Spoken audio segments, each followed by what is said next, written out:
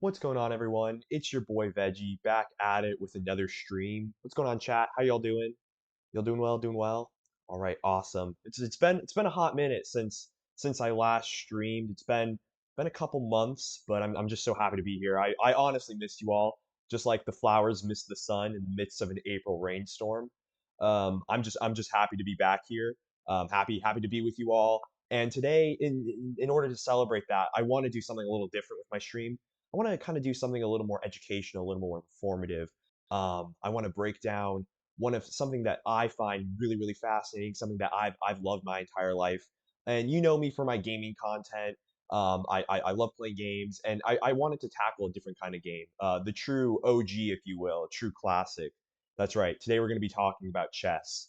Before we get into the basics of chess, I wanted to start with a little bit of history. So chess actually has its origins in India. The original game was called Chaturanga, and it was prominent around before the 1600s AD. That's when Chaturanga was a really prominent game. And over the course of the centuries, the game really kind of evolved and kind of changed to become more of the modern chess that we see today. That kind of makes an appearance around the 16th century. Oh, chat, you know who was the person who kind of started really pushing for that?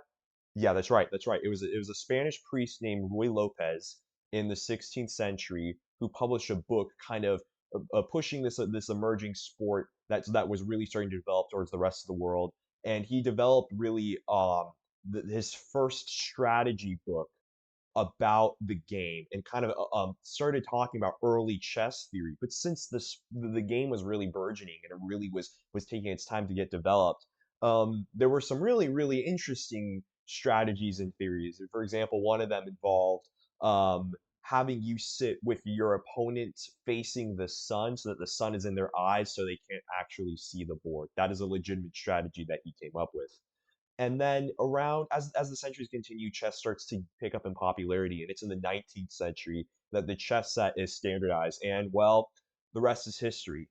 And so that's just kind of like a basic rundown of kind of how chess started in the public sphere, kind of its origins. I just find it really fascinating. There's some really cool stuff there. Definitely, it's much more extensive. But that's just kind of the basic beats. Um, so now that we kind of know a little bit about it, let's go into the basics. Let's actually look into how we can actually play chess. So I have a little chessboard right here that kind of has a representation of the board and all of its pieces and all the different figures that play a role in the game. I want to start by kind of going over the objective of the game. So chess has two sides. There's the black side and the white side, and white moves first. And the way how the game kind of functions is that there are different pieces in play, and each piece has a unique move set and can be used to capture opponent pieces and eliminate them from play. And so basically the overall objective of the game of chess is to use your pieces to checkmate your king.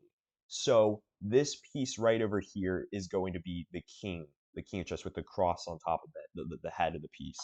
And so basically you checkmate someone by putting them in check first initially. So when you're checking a king in chess, it's basically you're putting them in the king in a position where it can be captured by another piece. And so in checkmate, it's basically where there are so many moves made against the king where the king is in a position that it literally cannot get out of check. So once that king is in a position where it can't get out of check legally, then the game is over and the other side wins. So that's kind of just the basic objective. Of course, chess has been a game that's been around obviously for generations. Millions of people around the world play it, and so there are a lot of different intricate components when it comes to the game. And so obviously we don't have time to go over all the different strategies, different openings. It's there's a lot of extensive chess lore when it comes to how these different strategies were kind of developed. Exactly, yeah, exactly, chat. There's just a lot, and I'm sure a lot of you are kind of familiar with that. But today we're just going to go over the basics of each of the different pieces. So we'll start with the pieces that kind of line this front row. We're going to start with the pawn. And so this is the pawn right here. The pawn is basically like the first line of defense in the game. Pawns kind of create space and distance between the different pieces, and you're going to open by starting with your pawns. Pawns are can only move one space at a time, except on their opening move when they can move two, kind of like this. But then afterwards, so you can move your opening move like this, opening move two, but then afterwards that they can move one at a time, just like this. And so basically the way how a pawn captures an opponent is the way how they do it is they do it diagonally.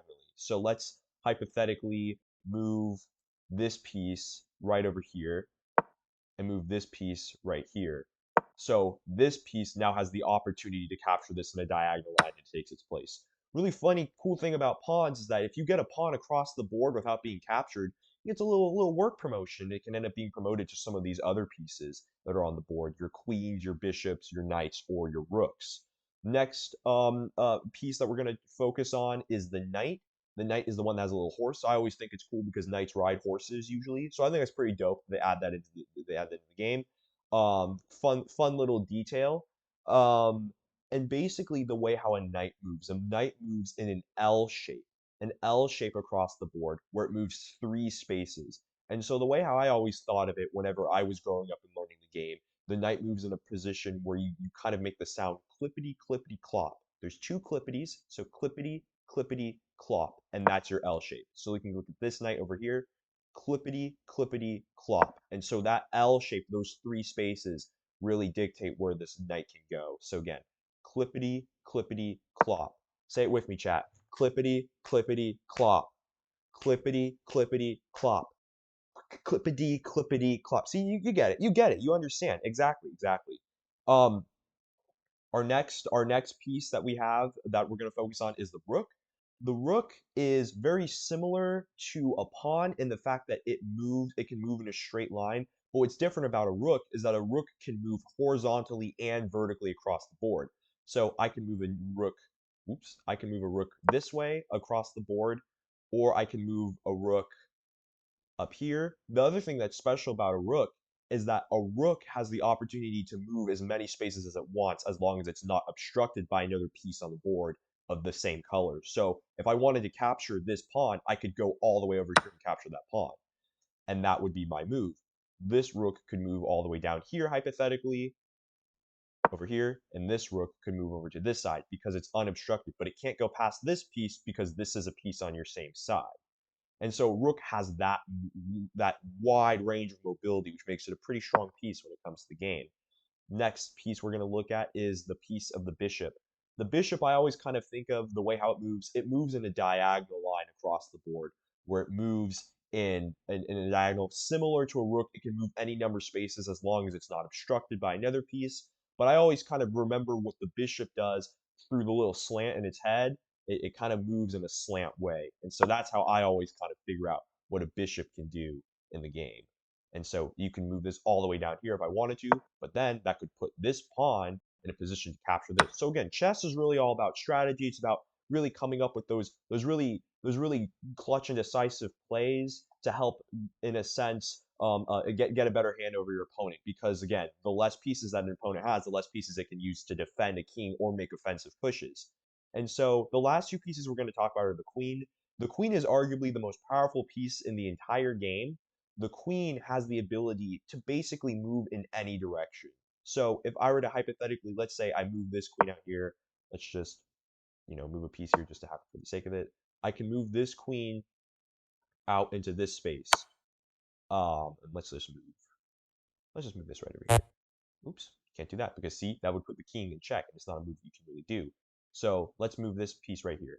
So basically, the queen has all this range of movement, where the queen can move all around in any direction. It basically can copy any single piece on the board except the knight. It can't really do what the knight can do with that clippity clippity clop type mentality. But basically, so if I wanted to, I could send the queen over here to capture this piece, or I could capture this piece. I can move over here and capture this piece, or I can capture this piece. It's omnidirectional, and it can move as many number spaces as it can without being obstructed. The king is an interesting piece because the king is very similar to a queen in the fact that it has all those same planes of movement. However, what makes the king kind of limited, and why, again, it's so important to protect the king, is that the king can only move one space at a time. So I could move my king up here, but that's the only thing that I could do for a king for that move. And so basically with chess, you can only move one piece at a time per per turn, and that's kind of how that back and forth dialogue between an opponent and the player kind of continues. And so that's just a kind of big breakdown of what the different pieces do in chess, how the different pieces move and how they function, and what the overall objective of the game is. And so, that was just kind of a little stream that I want to get on here and talk about. Um, I really appreciate you all coming in and tuning in, especially since it's been a while since I streamed last. I appreciate all the support. I appreciate you all coming in to learn about this game. And if everyone really enjoyed this, I might do some more chess related content where I go into some of the different some of the more advanced techniques, some of the different openings, and some of the different strategies on how to do well when playing chess. Anyway, I hope you all have a great night. Thank you, and that's about it. See ya.